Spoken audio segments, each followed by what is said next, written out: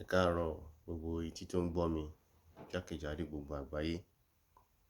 Orúkọ tèmi ni Ọ̀gbẹ́ni Ọmọ́táyọ̀ Paul Oníyà láti ìlú Manchester, United Kingdom. Ọkọ̀ òyìnbó Yorùbá. Nǹkan tí mo fẹ́ sọ láàárọ̀ yìí, mo pe àkọlé ẹ̀ ní Clarion Call.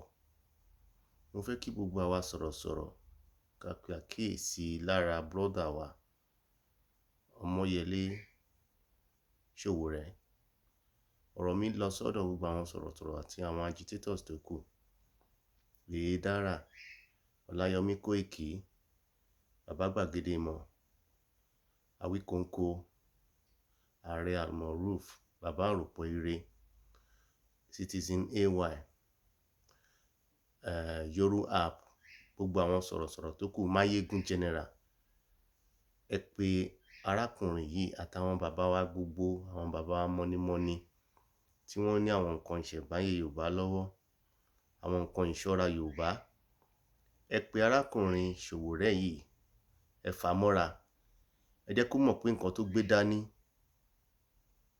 ní revolution náà tó ń bá kiri kò lè so èso rere kankan. Kò lè so èso rere kankan bó ti wù kó mọ. Ohun tí a fẹ́ òun ni pé kó darapọ̀ mọ́ wa ní Yorùbá Nation. Ọ̀nà kan gbòógì tó jọ́nà àṣeyọrí nìyẹn. Any other thing lẹ́yìn yẹn kò represent interest Yorùbá o. Àkíyèsí tí mo dẹ̀ fẹ́ pè ni pé mo fẹ́ kó mọ̀ pé kò sí àwọn èèyàn lẹ́yìn ẹ̀ mọ́.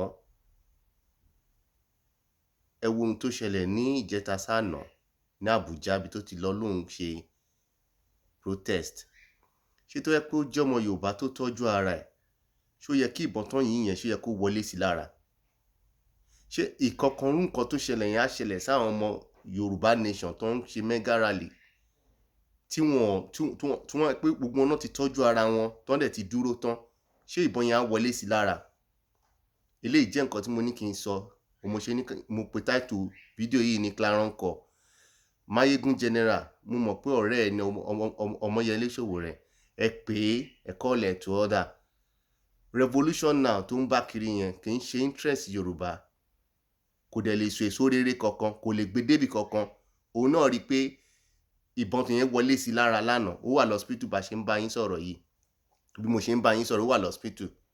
So àwọn sọ̀rọ̀sọ̀rọ̀ tó kù, mo fẹ́ kẹ́ fa venue àti platform yìí pé ẹ call ẹ̀ to order. Ọmọ ìlú mi ni, ọmọ Ondo State ni. Bọ̀ kì í ṣe bẹ́ẹ̀ lèmi fẹ́ lọ báyìí. Ní tí mo fẹ́ lọ ni pé gbogbo àwa tá a jáde títọ̀, tá a jẹ́ freedom fighter, ẹ jẹ́ ká parapọ̀ gẹ́gẹ́ bí òṣùṣù ọwọ̀, ká sọ̀rọ̀ sójú kan. Revolution now kò lè gbé wa débì kankan, kò dẹ̀ lè so èso rere kankan.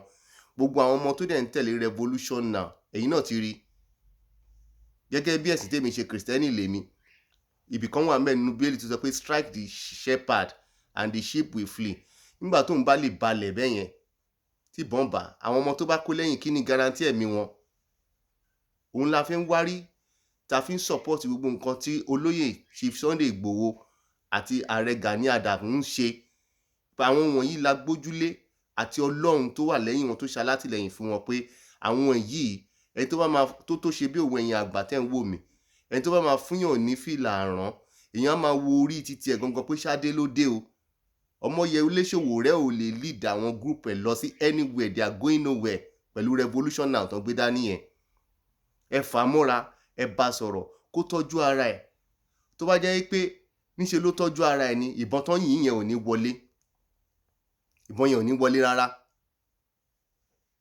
Bó dẹ̀ ṣe wà yẹn náà, bóyá pé ó dẹ̀ tọ́jú ara ẹ̀ tí ewé ti sunko àbí ewé ti lékan, òun náà mọ̀ sí pé ó yẹ kóun náà lọ tú àgbo kì. Kò sí èèwọ̀ níbẹ̀ kéèyàn tọ́jú ara ẹ̀.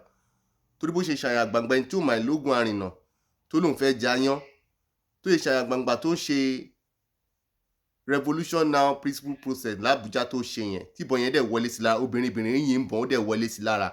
Ẹjọ́ tó yẹ pé àyànà ti gbébọn yẹn fún àborí.